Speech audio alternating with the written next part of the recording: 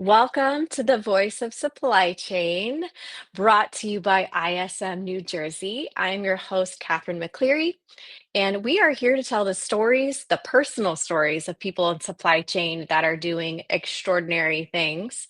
Today's guest is Shachi Rai Gupta, and most of you probably have seen her on LinkedIn in and around procurement supply chain events. She is the bright ray of sunshine, usually very colorful in the way she dresses and the way she presents herself. She is a charismatic, magnetic person. I'm so excited to bring her on.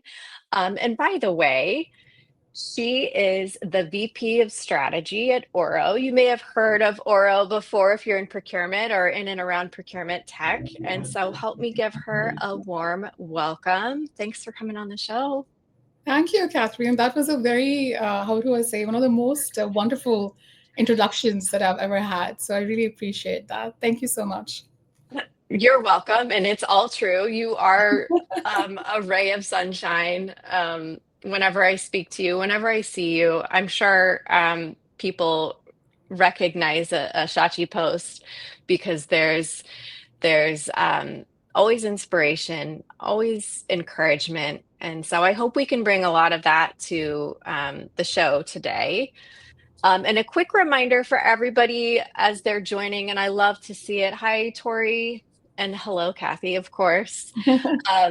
As you start to come in, and please do say hello. And if you have questions along the way, put it in the chat. We'll be sure to answer it as we go. So let's dig into it. We have a lot to cover. And for those of you who are used to this show, it's normally about an hour. We're going to go 45 minutes. So this is going to be a flash compared to what we normally do, which I love. Shachi, I love to ask this as my first question for everybody because I think it really helps everybody get to know you quickly. If you could describe yourself in like 3 words, what would Ah, you say? I always say this. I'm a dreamer. Yeah. I'm a doer, and I'm somebody who looks for meaning. Yeah, I would say those are the three things. Yeah. I think we're gonna unpack that quite a bit today. I love that you're a dreamer. I feel like I'm a dreamer too. Um, and I've heard you and read some of your posts that you describe yourself as, like a traveler, a global nomad. Um, and when I was learning about your life, I was so surprised, not surprised, but just impressed that you've lived in so many different countries and have such an incredible global perspective. So I would love for you to share with our audience a little bit about like your early life and what it was like growing up in multiple countries in Africa and then moving to India for boarding school. It's just like an incredible way to start your childhood. Yeah, I genuinely believe that all of us have these unique journeys, right? And I definitely had a very nomadic one, which I absolutely loved, and I'm very grateful for. Like I shared, I've always been somewhat of a deep thinker. I was always that child who was reading or exploring, and trying to figure out, the deeper meaning of things, a little bit of a free spirit.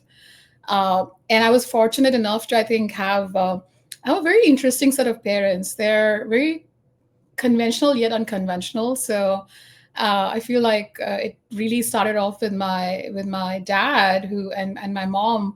My mom actually came from a very small town, became an economics professor, was doing PhD in one of the best universities in India.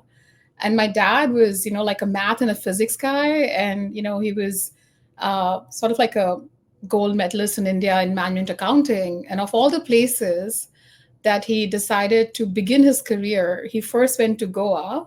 Goa is like this beach town, where you just basically, most people come to. It was, it's primarily Portuguese. It was, the Portuguese people had lived in India, and so it has like that influence still. And then he chose to go to Africa, and he went there, and then my mom got married to him. So they've had this very unconventional journey, and so I was actually born in Africa. And I was actually lived across many different countries across the eastern coast of Africa. So I was born in Zambia, I was in Zimbabwe, I was in Mauritius, and then I was in Tanzania. So this was literally my growing up years from 0 to 14. And I loved it because I feel like for me, like, how you have in the Lion King, like that Hakuna Matata vibe. I think I was fortunate because I was surrounded by all that nature and a way of life which was, I would say, like, it was relaxed, and it had a lot of community to it. But also there was a lot of focus on like the conventional side, academics, but also on the creative side of it. So I grew up literally being on stage all the time. So either I was in a music production, or I was dancing, or I was debating on stage. And I think for me, like, that was sort of ways I got to explore things, which I don't know, which helped me figure out like the creativity inside me, and let go of my fears a lot, because when you're on stage and you're out there and you're connecting. So yeah, it was really wonderful. And then of course, like you said, I did go to India at the age of 14, which is like the worst age. Uh, you know, you're just hitting puberty, and my dad had this brilliant idea that we should have our kids experience India. So my sister and I were shipped off, and believe me, I mean, moving to a different continent when you're like, this is back in the day when you don't have cell phones, right? So the only way you talk to your parents is like a landline, or you're writing them letters and stuff like that. So India was interesting for me. Just um, again, I grew up around all kinds of different nationalities in Africa. We were expats, right? So we had that. But going into India, I used to only go to India once a year. So it was definitely a massive cultural, I would say, shock. Because just living there, and I think I had to grow up very fast. I feel. I think it gave me a lot of reality checks.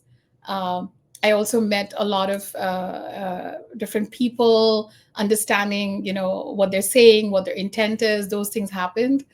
Uh, so I think the age at which I went was a very interesting age. I think now when I go back to India, I absolutely adore it and I love it. But I think at that point of time, it was definitely a little bit of a major sort of change for a child to go through.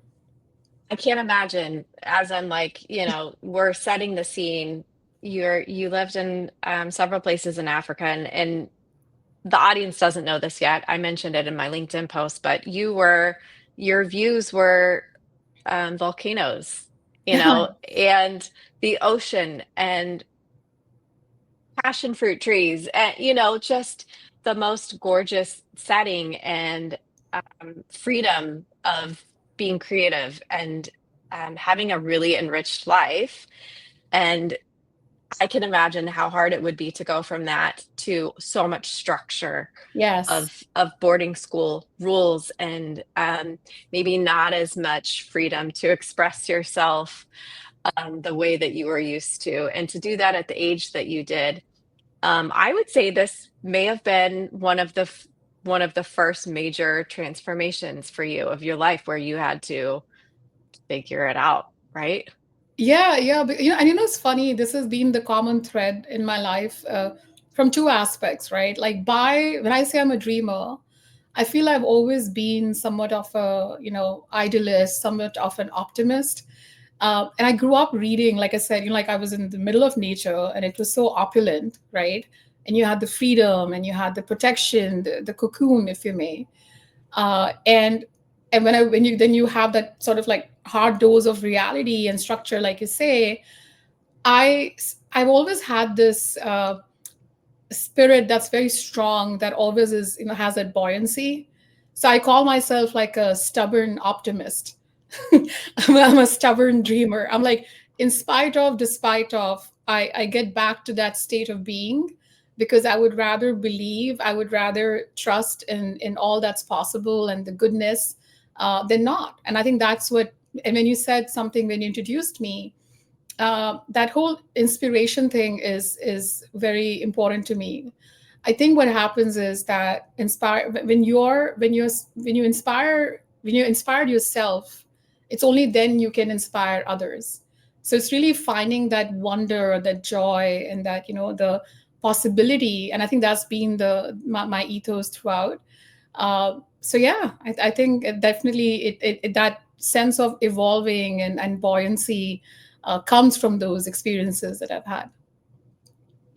Oh my goodness. So, do you think that your next big transition in life was um, coming to the United States at age 21, right? Yes. So, do you think that that first major transformation that you made helped you and aided you and gave you the tools that you needed for the second major transformation of yet another new country and new processes, new people?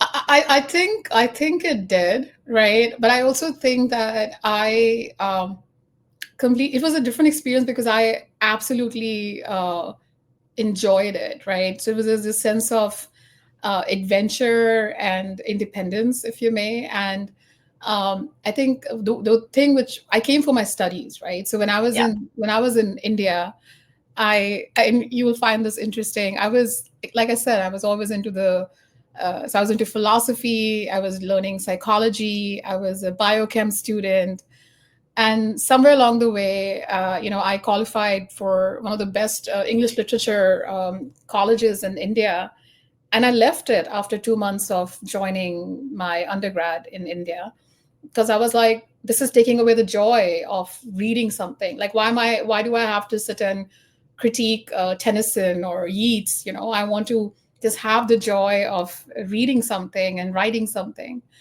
And so then I just came across, of all the things, business technology. And you'll find this funny, but encountered this area, which, sort of my dad introduced me to it, but I enjoyed it because I realized that I liked that application of technology to business. And it was still a very nascent sort of a space wherein it was like, okay, how do you think of data systems and tech, and then how do you really apply it to any kind of a business problem that's out there, and I think that bridging was not there, or it was not so common at that point of time. You had the hardcore programmers, you had the developers who were going to sit behind a computer, and then you had the people who, in sort of the real world, having the problems. And I always enjoyed it because I sort of had my feet in both spaces, right? So I understood data systems tech enough because I was a nerd. I'll always be a nerd.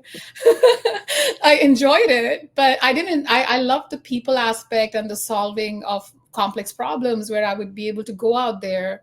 And I think that's what got me into so I got into an undergrad college there, which then brought me to Ohio, to the US, which I've absolutely loved. It was like a wonderful student town in Kent. It's Kent State University. I was in Kent. We used to go all the time to, like, to the Niagara Falls, or go to Cleveland, and it was fun times. And I enjoyed and you and I spoke about this. I felt that I could be completely myself. I knew that whatever hard work that I put into life, it would yield something. And I think that, for me, like, that whole dreamer and a doer thing became like, I could dream and I could do, and it could create something. I could create a life for myself. And I'm also, as you must have realized, unapologetically myself. So I tend to be somebody who is somewhat, like, unconventional, or the structure just for the sake of structure is not something that appeals to me. So I found that very liberating, to just be myself. So I and Shortly after that, I got my first job in New York, and we can talk about that a little bit. But it was a wonderful journey moving into the US when I was 21. I think what people maybe didn't know at that time that we know quite a bit more now is that technology needs dreamers, Yes. needs somebody that can envision a new future, who's optimistic, who can, who believes in the change and can see how that transformation could take place. And of course, you're brilliant and you're smart enough to figure out, the technical side of business and logic and how that applies.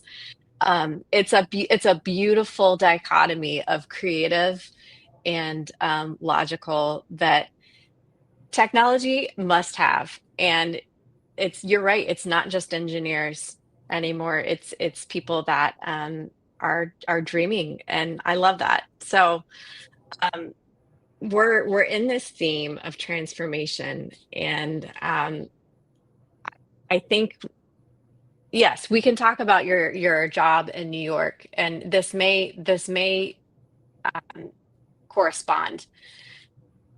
But there was a pivotal moment when you realize the power of transformation in an enterprise.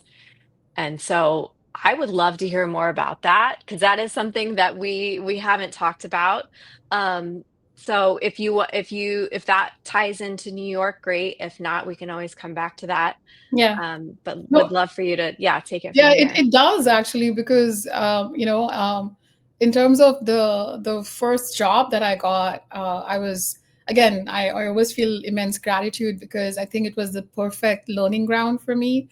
I joined this agri-business slash financial services company, which was huge in the sense it was like $60 billion in revenue, spread across the world, uh, global, and I was in the global HQ in New York, in Westchester, White Plains, where I thought that was a norm. For me, I thought that was how enterprises are. Like, they are this complex, they're this big, it's multi-regional.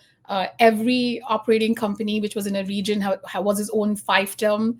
So I literally grew up in that level of like a decentralized matrix kind of an environment.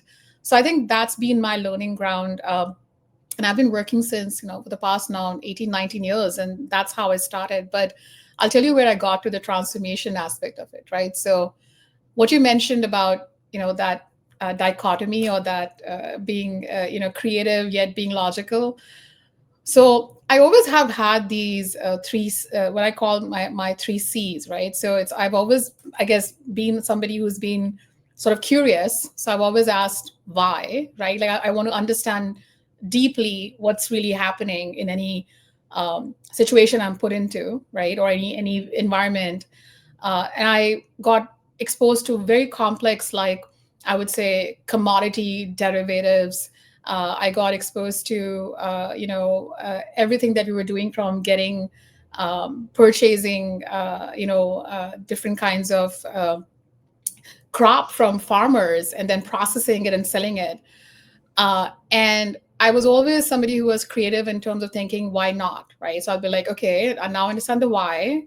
Then I want to get to the why not. And then I always had that third C of courage to say, okay, let's do something about this. Right.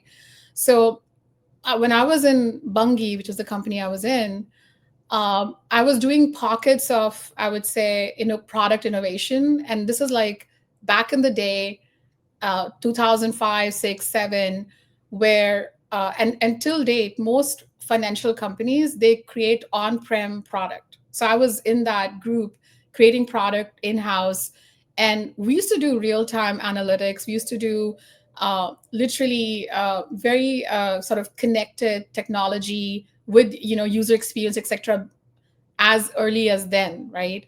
And I was doing like mark to market, which was on the financial side. I was doing logistics. I was doing stuff in grains. So I was working in these different pockets. And I had this distinctive moment in my life where, so I was part of IT, right? So I would have had a career in IT strategy. I was already working very closely under that CIO sort of umbrella. Um, and I distinctly remember I went to our office we had an office in Miami. It was our Bungie Latin America office. And they were like, you need to go there and understand this problem that they're having with a particular process. So very focused, go there, understand, 2.5 days, come back. So I walk, and I'm, again, keep in mind, I'm 28, 29, still, like a senior analyst slash manager position. I walk in and the CFO of that entire company comes and welcomes me. He's like, "Oh my God, we've been waiting for you." And I'm like, "Okay." So then we go in and we walk into a meeting room, which has got everyone who's like the senior most position and, in the company, the general managers, the chief operating person, everybody sitting there. And they're like, everybody has been trying this and they've been failing and we've been waiting. And somehow there was a miscommunication wherein they thought I was somebody else. And so I'm like, okay. In that moment, I'm like, okay, let me at least first sit back and understand what is it that the issue was. And it turns out that they were having millions of dollars of losses in what they call damage dispatch, where you would have a ship, because the way they used to do their so the business that this company was in, right, Bungie, was they would have origination and destination. So you would have your crop growing or your soybean growing in Brazil, which then has to be taken from there in ships and cargo, whether it is processed or raw, and then that is then taken in terms of soybean oil to their distribution countries, which are like, let's say, Europe or different places across the world, right? That's the business. So you relied a lot on ships for cargoes and all, for conducting business. There was a lot of planning behind it to make sure that you had a sales contract, you had a purchase contract, you had the ability to know exactly how you could maximize the capacity of what you could fill in that ship and ensure that it was there in time, so that you would then have the ability to not have that delay. And then you have the right margins. Again, this is a CPG company where margins are very important. Your logistics, your cost of purchase leads to what your margin is, profit margin is. So I go in and they're like, we are having millions of dollars where our shipset is staying there and they're getting delayed. And we have worked with SAP. We've had people and SAP consultants, like, even were charging, like, I would say thousands, and per hour to try to solve that. So I'm like, okay, well, I'm here, I can try and figure this out. So I took that session to understand what they were dealing with. Now, weirdly enough, in my time prior to that, I knew the grain business really well. So that whole purchasing and the sales aspect of it. I knew I knew some of the logistics aspect of it, and the finance aspect of it. I was a little. I obviously had worked on, but I needed to understand sort of the accounting part. So I went back and I literally sat next to like a logistics trader in the Miami office for the next one day, shadowed him, learned exactly what the ins and outs of the business is, went back home to New York, and it became like a secret project, if you may, right? I literally, within weeks, I had, because I was able to connect the dots of that value chain, saying, okay, I have something which is originating somewhere, something which needs to have the processing in terms, and then the logistics of it. How do I make sure that I can create an ecosystem where all the systems are connected, the process is connected, the data is connected, the people are connected, where we leverage the technology that we have, but then we also are able to develop new things. Now, this for me, again, was like, let me give it a shot.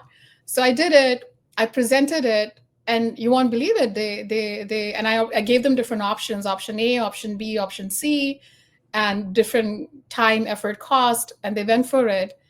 And it's something that they went ahead and executed. So I think that's for me, distinctly. And then I had the CIO call me like how did you do this? This is amazing. And they're like, can you now move to, to, and make sure this gets executed?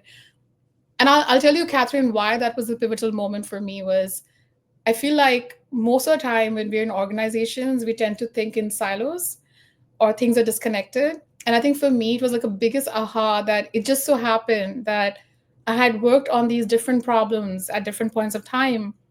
And I was able to step back and had enough knowledge about the business. I had enough knowledge about the technology to then create that sort of those options and give it to them. And then that became something that and there was a root cause, right? The root cause was there was millions of dollars in loss, but the root cause was something completely different where things were not connected in terms of planning and execution.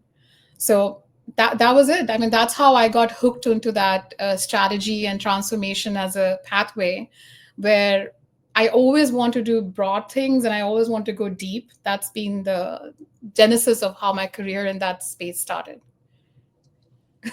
So I have a couple questions. Follow Yes. up. Yeah. First of all, I want to know who they thought you were when you came into that meeting. They thought I was some kind of a consultant, business expert who uh, definitely, like an SAP expert is really what they thought. And see, this is funny, right? Because again, you we were trying to conventionally solve it down the SAP route, versus you needed a little bit of that disruptive thinking where they were pieces of SAP modules that I used in my solution, but I was able to then use the other products that we had developed in-house and also come up with new programs. So we used to use middleware like TIPCO, for example. So that whole connecting of the pipes and the processes, I mean, it was a perfect sort of synchronicity, like serendipity that of all the people to walk on the door, I walked in and I had a solution. And I always had the person connect with me afterwards. The GM stayed in touch, the CFO stayed in touch, and like, wow, it was fun. And I wonder how many people walked into this proverbial room trying to solve this problem before you who were taking that siloed approach, who weren't looking at the bigger picture and trying to connect the dots. Um, as I'm sure you were probably, this was a new approach, obviously. They And weren't expecting it, right? So look, they yeah, were looking at a conventional. They when they brought me in, they thought yet another SAP person, right? So what I gave to them was again completely what they probably would have never thought of. And I remember that when I gave them the solution, I had certain people who asked me, okay, what if that happens? Like, because I grew up with those again, because I was doing product innovation, you grow up doing what's a happy path, what's a main path, what's an alternative path, what's an exception path. What if this happens? Then how will we react? Or what will the system do? What if this happens? So I had somebody who actually sat down with me and kind of grilled me, like, okay, have you thought about this? Have you thought about that? And I had. you're like, yes, I have. Yes. Here's the path. Here are all the branches. Yes. You're Yes. welcome. Yes. But I think the courage part, see, so I think comes back to three C's. I asked why. I said, let me do this thing differently. And I had the courage to present it. And again, I would say, fairly young and to be able to do that. And it was worth a shot. And it created impact, right? So I think that for me was a big aha. So one is the value chain transformation side of it, that I liked it and I enjoyed it and I had a propensity and a knack for it. And the second is the three C's. How do you like? That's just how you Which, operate. okay, but Yeah, let's be clear for those that maybe aren't familiar with your last couple posts about three C's. It's courage, it starts with curiosity, curiosity. the why, the Uh-huh. creativity is the why not, and then the Okay. courage is let's do it. Okay, I love it. And then I saw something about how there's a fourth C in there sometimes. What's the fourth C? Oh, so again, we've covered a lot of what's sort of the thread of, especially me as a, I would think as a young professional, it still is very much how I operate. But I think as one grows and one grows in those leadership sort of roles where you are responsible for people, where you, and with great power comes great responsibility. Plus, you also have a lot of visibility into what really goes on, right? So I've had, over the years, I've had the dubious honor of being like the youngest by 10, 15 years, the only woman at times, the only sometimes like, Asian at times for that matter. The only millennial, like I would have people like, oh my God, who are these millennials? Like, how does their brain work? And I'm like, I'm a millennial. So I've been in those leadership groups and board meetings, etc., where there are two other C's that became very important to me. One was character, right? Hmm. Uh, and to me, character is a sign of integrity. And what do you do when the stakes are high, right? So, like, I've had, obviously from Bungie, I moved to Mars, I moved to Bristol Myers Squibb. I also have a huge network of other organizations that I've dealt with. A lot of, consulting firms, the BCGs, McKinsey's, A.T. Kearney's. What I kept seeing was that if you have an environment where the best of somebody can come out, most of the time the best of somebody can will come out, like when people are feeling safe and secure and happy, right? Or when the stakes are like everything is, kumbaya, like, there's abundance, things are happening. But when things start getting a little murky, like the resources start getting tight, and these days that's the environment we're living in with the reorgs, and um, it gets competitive. In those times, the people that have that character to make the hard decisions, no matter what the impact is on them, for others and for something bigger than them, I think that for me is something that has become very, very singularly essential in, I mean, for me, that's something that has always been who I am. And I've always done that. I've always made those tough calls because that's how I sleep at night. But I always look for that also in who I surround myself by. So that's character. And then compassion. I think that the biggest thing that I find lacking sometimes in the leadership that we have, or the executives, is they don't have that kindness and that respect for people. It becomes very mechanical. It becomes very, uh, chaotic as a race to something without consideration for the impact you're having on the people around you, people, whether they are your peers, people who report into you, people who you may, right? So I think for me, those two have become more and more of value and importance. So it's the three C's for how you operate, but those two are sort of like the backbone for me, the character and the compassion side of it. Yeah, that's like your EQ, like Yes. how you deal with people. And I have to say, I feel like that might be a millennial value system in corporate America, something that maybe our generation has really valued and held up. I know that I have in my work experience and with my teams. We got to keep people happy, healthy, and all of that to do good work. And we maybe 10, 15 years ago, that wasn't as important. So again, this trailblazing theme with you and being creative and just assuming um, the right way to work is with compassion and character, which I hate to say it, is probably still not everybody's MO, but I love that you talk about it so publicly, and you live it. And that's the inspiring part, I think, of being your friend, knowing you, and seeing your content. You guys, if you're not following Shachi on LinkedIn, do it now. Um, y- it feels it feels great after I read a post. I'm like, I really know who you are. when you share about your work experiences, because it is always underpinned by a human experience Right. and how you feel and how other people feel and empowering them. Um, so I love that. And real quick, I'm just going to take a pause here because I see a couple people have joined, and we didn't get to say hi to them. Susan Walsh, we love you. She was tuning in from the UK. Dennis Cristiano from Rochester, love that. Evan, Mark, thank you guys for tuning in. We're not quite done. We still have a little bit to wrap up here in the last 5-10 minutes.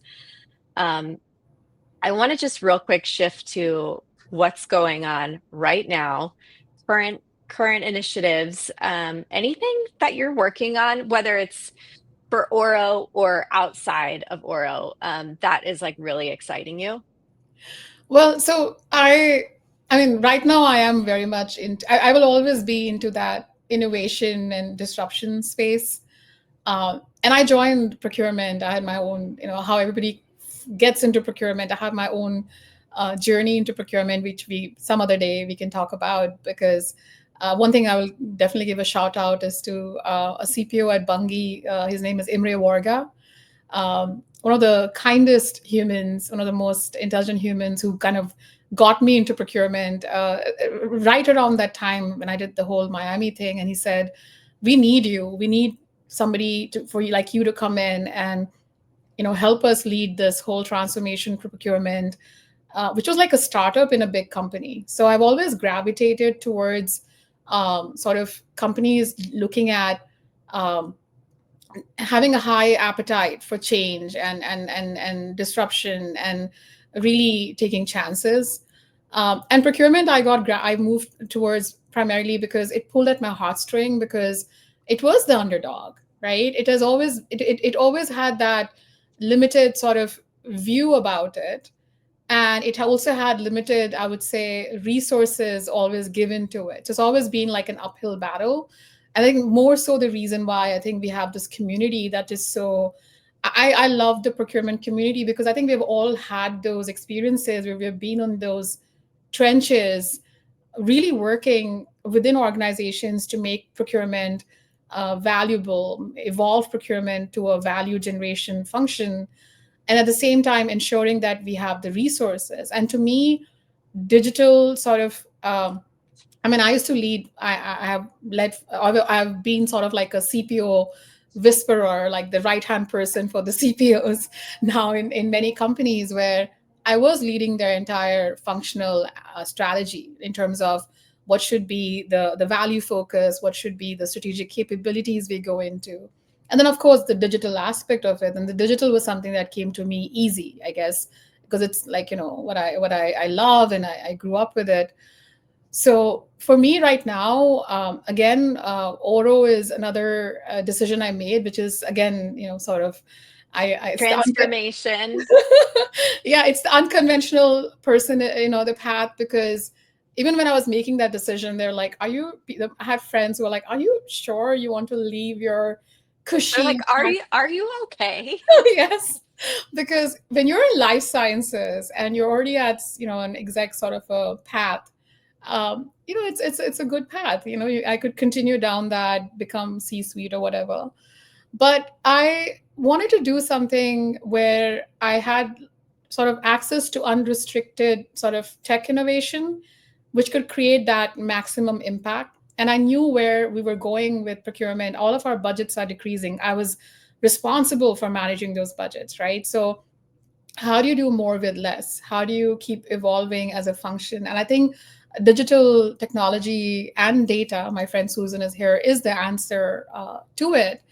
So that's what I'm doing right now.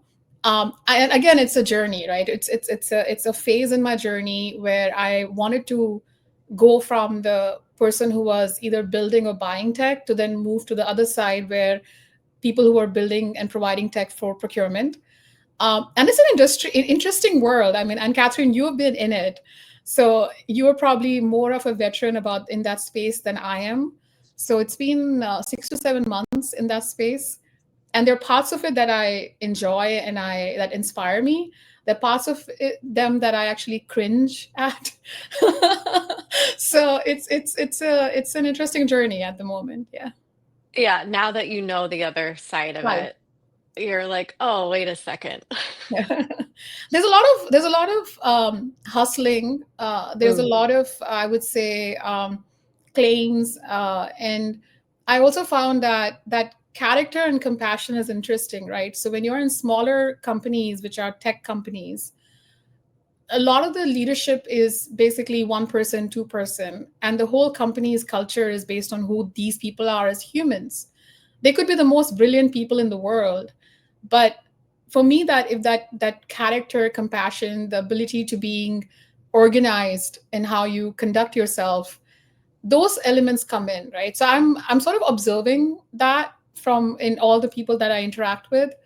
But I what I love though, the positive of it is that um, I get to work with all these different companies out there, and see their ecosystems and help them solve at scale, at pace.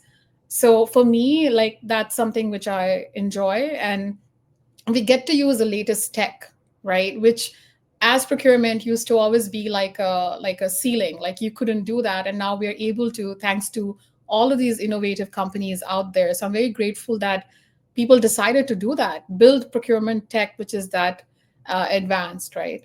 But I think there's still what the one thing which I want to leave everyone with is, I think that community that we have within procurement is something that I feel is sacred, and we need to still work to save that. In my perception, I think we have a lot of deep knowledge, deep functional knowledge that folks have over years, the nuanced knowledge, um, and I think there's merit to us always coming together as a community and putting sort of some of these self interests aside, and sharing what's working for us, what's not working for us, and helping each other up and building each other up. So that's really been something that's again important to me. I recently joined an advisory board for this company called Connect House, which is sort of branching off Procurement Foundry, and Eloise is on it, and I'm on it, and Seb's on it.